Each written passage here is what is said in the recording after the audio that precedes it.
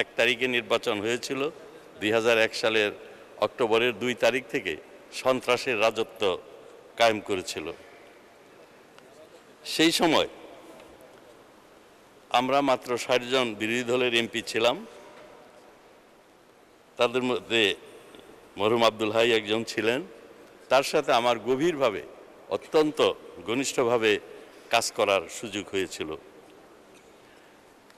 শুরুর দিকেই আমি এই ঝিনাইদহে বিএনপির সন্ত্রাসে আক্রান্ত কর্মীদের বাড়িঘর দেখার জন্য, তাদেরকে সমবেদনা জানানোর জন্য, তাদের পাশে দাঁড়ানোর জন্য মাননীয় প্রধানমন্ত্রী, আমাদের দলের সভানেত্রী জননেত্রী শেখ হাসিনার নির্দেশে ঝিনাইদহে আমি এবং কর্নেল ফারুক খান গিয়েছিলাম। যেভাবে এই বিএনপির সন্ত্রাসীরা, জামাতের সন্ত্রাসীরা, খুনি জিয়াউর রহমানের দলের সন্ত্রাসীরা অত্যাচার নির্যাতন সারা দেশে করেছিল সংখ্যালঘু হিন্দু, বৌদ্ধ, খ্রিস্টানদের উপরে, আওয়ামী লীগের নেতাকর্মীদের উপরে, সেটি অবর্ণনীয়, পৈশাচিক, বর্বরচিত। তখন দেখেছি এই আব্দুল হাই যেভাবে এগুলো মোকাবেলা করেছেন, কর্মীদের পাশে গিয়েছেন, দাঁড়িয়েছেন, সেটি সত্যি স্মরণীয়, স্মরণ করার মতো, এবং এর জন্য আমি তার আত্মার প্রতি গভীর শ্রদ্ধা জানাচ্ছি।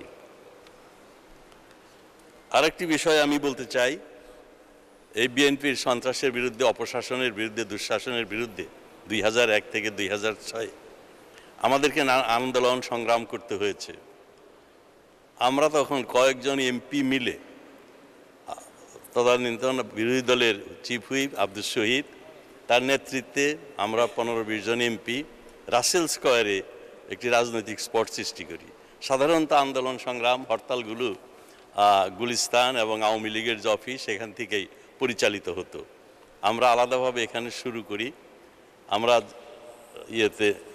সংসদ সদস্যদের যে ভবন, এখানে আমরা একত্রিত হয়ে মিছিল করে আমরা রাসেল স্কয়ারে যেতাম এবং সেখানে আমরা হরতালকে সফল করার জন্য নানান কর্মকাণ্ড করতাম, বক্তৃতা করতাম এবং বিএনপির অত্যাচার নির্যাতন তুলে ধরতাম।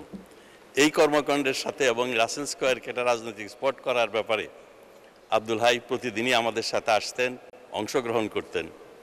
আমি এজন্য তার প্রতি খুবই শ্রদ্ধাশীল, এবং আমি মনে করি যে সেই সময় বিএনপি যেভাবে অত্যাচার নির্যাতন করেছে, বিভিন্ন রাজনৈতিক কর্মকাণ্ডের মাধ্যমে আমরা সেগুলো মোকাবেলা করেছি।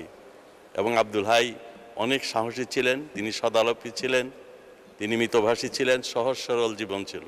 আমি বহুবার ঝিনাইদহ রাজনৈতিক কর্মসূচিতে অংশগ্রহণ করেছি। তিনি যে সভাপতি হন, সেই সম্মেলনেও আমি বিশেষ অতিথি হিসাবে গিয়েছিলাম।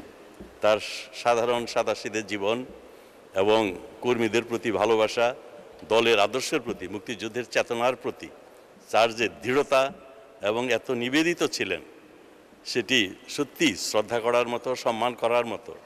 আমি বিশ্বাস করি আগামী দিনে আমরা আমাদের যারা এই দলের নেতা কর্মী, তার আদর্শকে অনুসরণ করবে এবং বঙ্গবন্ধুর আদর্শকে ধারণ করে বাংলাদেশকে, আমাদের যে লক্ষ্য, একটা ক্ষুধা মুক্ত, দারিদ্র্য মুক্ত, সমৃদ্ধ বাংলাদেশ, সেই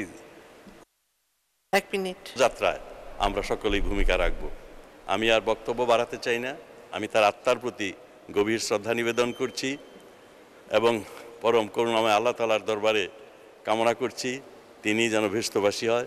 তার পরিবারের সদস্যদের প্রতি আমি গভীর আন্তরিক সমবেদনা জ্ঞাপন করছি। মাননীয় স্পিকার, আপনাকে আন্তরিকভাবে ধন্যবাদ। জয় বাংলা, জয় বঙ্গবন্ধু।